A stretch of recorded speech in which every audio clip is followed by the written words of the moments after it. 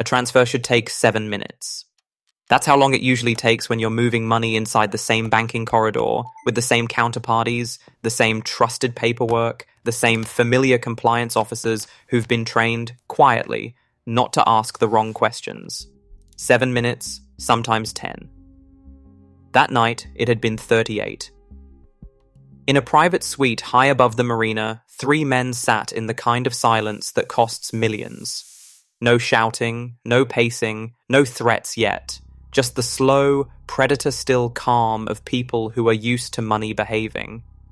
On the table sat a laptop, open to a transaction screen. 8 digits, a routine move, a simple confirmation that a payment had been released. And then the status changed.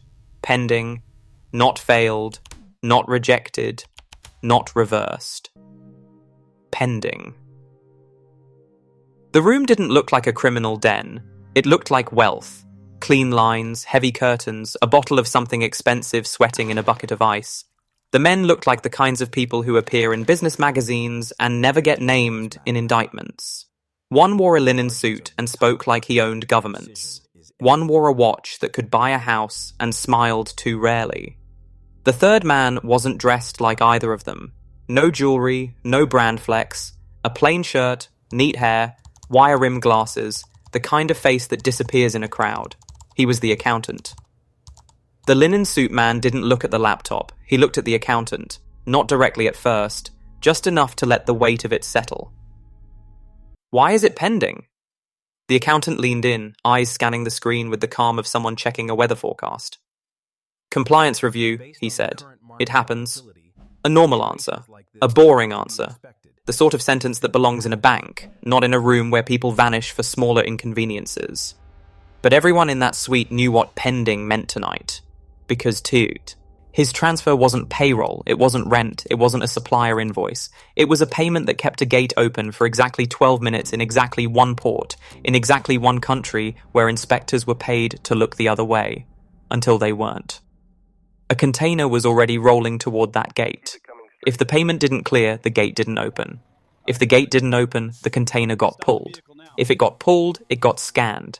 If it got scanned, their week turned into a disaster that didn't end with one seizure. It ended with questions. And questions, in their world, spread like infection. The accountant's face didn't change. His hands didn't shake. He simply said, "Give it a minute." The linen suit man smiled without warmth. "You have one." The accountant nodded like he'd been given an extension on a deadline at a normal job. What the men in the suite didn't know, what nobody in their network knew except him, was that the transfer wasn't pending because of chance. It was pending because he made it pending. He didn't steal their money. Stealing gets noticed. He didn't disappear. Disappearing gets hunted. He didn't betray them loudly, like a runner turning state's evidence or a driver flipping under pressure. He did something far more dangerous. He bankrupted them quietly, and by the time they understood, they'd be too broke to do anything except turn on each other. How does an accountant take down a global crime empire without firing a shot? How do you bankrupt people who print cash? And how long can you strangle a monster before it finally bites the hand closest to its throat? It starts with a truth most people don't want to hear. The biggest crime empires don't run on violence. Violence is just what they use when the real system fails. The real system is money. Not piles of cash in duffel bags. Not stacks of bills in a back room. That's street-level thinking. Global crime is corporate. It's logistics, contracts, relationships, and timing. It's the ability to move value across borders without triggering the alarms that were built to stop exactly that. If you want to understand why these networks survive raids and arrests, you have to understand that they plan for raids. They plan for arrests. They plan for dead men. They don't plan for a payment schedule collapsing. Because when payments collapse, loyalty collapses. When loyalty collapses, everything collapses. Drivers stop taking routes. Port workers stop answering calls. Officials get nervous. Lawyers stop picking up. Partners start hedging. And hedge behavior is poison. A seized shipment is a loss. A disrupted cash flow is an existential crisis. The accountant understood this before he ever met them. He came from the legitimate world, compliance, audit, trade finance, the quiet professions that keep companies alive by preventing disaster. Swiss-trained, mid-30s, speaks 3 languages, never raises his voice. He learned early that money doesn't just move because you want it to. Money moves because paperwork tells it it's allowed to. He worked for respectable firms, commodity traders, logistics groups, consultancies with names that looked good on LinkedIn. Kedin. He learned how a shipping invoice can create reality, how a letter of credit can unlock millions, how one missing document can freeze a transaction no matter how powerful you think you are. And he learned something that most people never see. The world runs on systems that are only as honest as the humans inside them. Then came the offer. It didn't sound like crime. It sounded like business. A client with complex cross-border exposure needed treasury stabilization. There were high-risk jurisdictions, liquidity constraints, and time-sensitive disbursements. The fee was enormous for the work described, and the person offering it didn't ask for his resume as much as they asked for who he was. Are you discreet? Do you stay calm under pressure? Do you ask questions? He gave the answers that make doors open, discreet, calm, minimal questions, not because he was greedy, because he was curious. Curiosity is the quiet engine behind most disasters. Within weeks, he was flown to a city where glass towers glow over streets that swallow secrets. He was brought to an office that looked like a family company, clean, polite, professional. A man in a suit shook his hand and called him sir. Then the door closed and the tone changed. They didn't say cartel, they didn't say crime, they said network, they said partners, they said product. They used corporate euphemisms the way a predator uses camouflage. Then they slid the books in front of him. The numbers were too big to feel real. Annual flows that reached into 9 figures and then kept going. Money moving through jurisdictions like it had passports. Asset holdings in places that screamed privacy. Companies that made no sense unless you understood they weren't companies. They were masks. At first glance, it looked like international commerce. That's the point. The network's money didn't move like cash. It moved like trade, like invoices, like shipping, like consulting, like equipment, like agricultural goods, words that make banks relax. The accountant's job was to make those words behave. Because this empire ran on predictable disbursements. Weekly payments to port contacts in 2 countries. Monthly retainers to a political fixer in a third. Cash drops to drivers, warehouse managers, security teams. Emergency reserves for when something went wrong, because something always went wrong. The accountant built the structure that made the machine feel inevitable.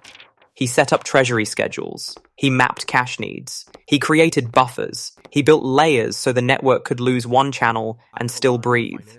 He didn't just manage money, he engineered confidence. And confidence is the real currency of criminal organizations. For a year, he was indispensable. When a transfer stalled, he rerouted it. When a bank asked questions, he fed it the right answers. When a partner demanded proof of funds, he produced it. The bosses loved him the way powerful people love competent tools, not emotionally, practically. They treated him like a vital organ. Then one night, a transfer didn't clear. A routine payment hung in limbo. The bosses reacted like someone had shut off oxygen. They called him at odd hours, demanding answers. He fixed it fast, smoothed it, and made them feel powerful again. Later, alone, the accountant realized something that made his stomach tighten. This empire wasn't built on guns. It was built on timing. If someone controlled timing, someone controlled everything. That thought didn't leave him. Then law enforcement reached out, not with sirens, but with paperwork. A meeting request, a compliance inquiry, a cross-border audit follow-up. Something that looked legitimate enough to ignore and suspicious enough to attend. He showed up because refusing would raise flags, and because in finance, saying no is often worse than saying yes. 2 men were waiting who didn't belong in a bank. Their posture was wrong. Their shoes were practical in a way finance people never are. Their eyes didn't dart. They settled. They didn't threaten him right away. They didn't need to. They slid a folder across the table. Inside were patterns, transfers, sequences, a map of his work laid out like a skeleton. They told him they knew who his client really was. They told him they didn't need a confession because the paper already spoke. Then they offered him 2 doors. One door was prison, frozen assets, charges that would bury him under legal weight until he couldn't breathe. The other door was cooperation. He asked what cooperation meant. They didn't ask him to wear a wire. They didn't ask him to make heroic speeches in court. They asked him for something far more dangerous. Keep working, stay inside, don't change your behavior, and quietly turn the machine against itself. They didn't want a dramatic bust. They wanted collapse. That's when the accountant made the decision that would either save his life or end it in a way nobody would ever write about. He said yes. From that moment on, he lived two lives. By day, he sat across from men who could erase him, speaking calmly, explaining delays, building trust. By night, he met handlers in quiet places and passed information that looked like nothing to anyone except someone trained to read it. But the core of the operation wasn't gathering evidence. It was strangling the empire without making it panic too early. So he started small. He adjusted timing. Not enough to trigger rage, just enough to create friction. A payment that usually cleared in 48 hours now cleared in 72. A reserve that was always topped up stayed temporarily allocated. A partner who expected funds on Friday got them Monday. He didn't cancel operations. He delayed them. He didn't starve the empire. He made it hungry. At first, nobody cared. They complained, but they accepted it. Huge systems have issues. That's how they rationalized it. Then it happened again. And again. The brilliance wasn't in one dramatic sabotage. It was in consistent, boring inconvenience. The kind that makes everyone feel something is wrong without knowing where to hit. 6 months in, he saw the first visible crack. A mid-level logistics coordinator started skimming. Not because he was greedy, because he didn't trust the empire anymore. He sensed instability, so he built his own cushion. When leadership discovered it, they made an example of him. A clean public execution meant to restore discipline. Instead, it spread paranoia. Because now everyone in the network was thinking the same thing. If the money is unstable, you need your own exit.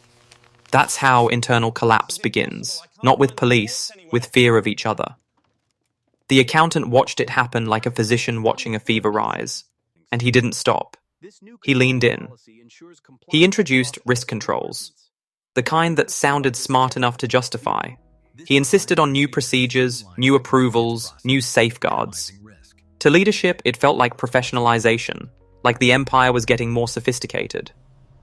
In reality, he was building a cage. The more safe the system became, the harder it was to move money quickly when something went wrong. And in their world, something is always going wrong. Soon the calls increased. Regional managers demanded faster clearance. Partners wanted exceptions. Fixers complained about delays. The accountant apologized, explained, reassured. He remained the calm voice in the storm he was creating. Then leadership began to suspect a leak. But they suspected the wrong kind. They suspected a courier, a driver, a rival infiltrator. They didn't suspect the accountant because they didn't respect accounting as a weapon. They saw him as a tool, and tools don't betray you. That false assumption bought him time. The network turned into a pressure cooker. Meetings got tense. People spoke carefully. Punishments increased. Not because business was failing, but because leadership was trying to restore control through fear. The accountant started hearing phrases that weren't spoken before. Who's stealing? Who's lying? Who's holding money? He sat quietly, nodding, offering calm explanations. He became the stabilizer, the voice that turned chaos into logic, the person they leaned on when they were paranoid. And that's when the most dangerous request arrived. A senior figure called him to a private residence, not an office, not a hotel, a residence. He walked into a room that smelled like expensive smoke and controlled violence. Guards stood in corners like furniture that could kill. The senior figure didn't yell. He didn't threaten. He asked for something worse. He asked for loyalty monitoring. He wanted the accountant to build a system to hunt internal betrayal, to flag anomalies, to identify skimming and disloyalty. In other words, he wanted the accountant to build the trap that could catch him. Refusing was death. Hesitating was suspicion. So the accountant did the only thing possible. He agreed. Then he built the monitoring system and quietly ensured it pointed away from him. He designed the system to highlight obvious skimmers, obvious weak links, obvious mistakes. He gave leadership targets to punish, people who looked guilty enough to satisfy rage, people who could disappear without threatening the core. Leadership believed they were fixing the problem by cutting off fingers. They didn't realize the heart was failing. Meanwhile, the accountant's handlers were seeing every hing. The monitoring outputs became a map of fear. They could see who was moving, who was panicking, who was trying to build exits. The network was revealing itself through its own paranoia. Now the accountant triggered the next step, the one that turns inconvenience into catastrophe. He chose one crucial payment, the kind that must clear or the system snaps, and he engineered it to stall at the worst possible moment. A container was moving, a gate had to open, an inspection had to not happen. The payment was the key, and now it was pending. Back in the Dubai suite, the bosses stared at the screen like it was a loaded gun. They demanded the accountant fix it. He typed, called, escalated. He performed competence like theatre. He bought time with calm. But he didn't fix it. Because the moment that payment stalled, everyone reacted. Calls spiked, messages flew, meetings got arranged in panic. People broke routine. And when people break routine, they become visible. That's what investigators were waiting for. Not the transfer itself, the reaction. The gate didn't open. The container got pulled. And the network's worst nightmare happened. Not a loss, but a visibility event. A moment so loud it forced everyone to move at once. Leadership scrambled. They relocated assets. They ordered emergency withdrawals. They demanded reserves be mobilized immediately. They tried to move money fast, the way they always had. That's when the cage closed. Because the risk controls the accountant built now did exactly what they were designed to do. They slowed movement. They forced approvals. They triggered reviews. They introduced friction at the exact moment friction became lethal. The bosses exploded. They accused each other. They accused subordinates. They accused ghosts. And predators don't need proof to attack. They need fear. A man appeared near the accountant's building. Not in uniform, just a face in a car, watching. The message was simple. We are looking at you now. The accountant didn't run. Running is confession. He didn't confront. Confrontation is death. He did what he'd been doing for months. Small, controlled changes. He stopped sleeping. He checked exits. He avoided routine. His phone became a weapon pointed at his head, buzzing with demands. Then a message arrived from an unknown number. Where are you? Not call me, not meeting. Where are you? A control test, a narrowing move, a box closing. He replied with a safe lie. Office. Seconds later, stay there. He felt cold spread through his chest. Stay there meant someone was coming. He stood up and did the most dangerous thing possible in his position. He disappeared. Not dramatically, no bags, no speeches. He moved through crowds, through lobbies, through the anonymous flow of normal life. He didn't look back. Looking back is fear. And somewhere else, the collapse sequence began.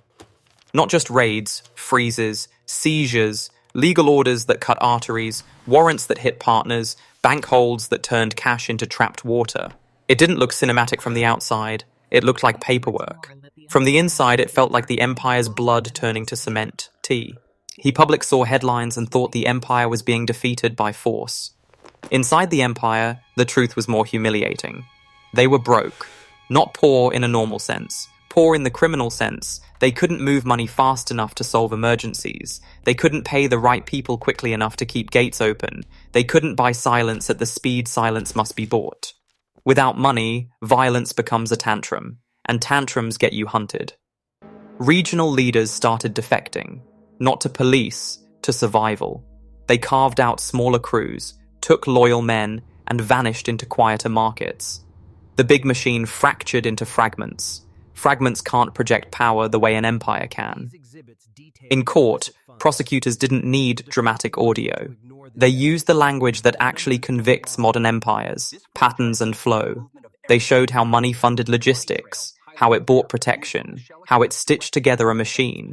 And then they showed how the machine failed, how payments slowed, how bribes arrived late, how internal theft spiked, how leadership began killing its own people searching for the wrong enemy, how panic made the network visible, how visibility enabled freezes, how freezes made them poorer, how poverty made them desperate, how desperation made them sloppy. The jury didn't need to understand every mechanism to understand one thing. This wasn't random. It was engineered. Somewhere in that courtroom, a senior figure finally understood. His eyes scanned the room like he was searching for a face that wasn't there. He wasn't looking for a witness to point a finger. He was looking for the calm professional who used to sit quietly and fix problems. He was looking for the accountant. But the accountant never appeared publicly. He never became a headline. He never took a victory lap. He became what he helped create. A ghost. A new name. A quiet life. A job that looks ordinary from the outside. No interviews, no books, no proof he existed, except the way his body still reacts when a stranger holds eye contact too long. Because even when an empire collapses, the people inside it don't evaporate. They scatter, they survive, they remember. Criminals can forgive losses. They can forgive bad luck. They can even forgive raids. They don't forgive humiliation. And nothing humiliates powerful men more than realizing they were quietly controlled.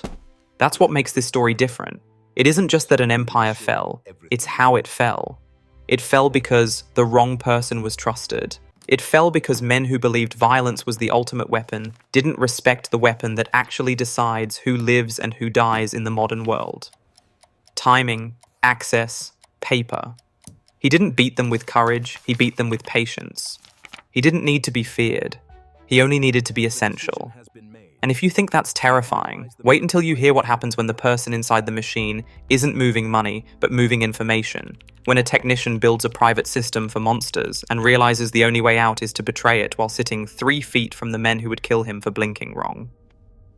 That story is next.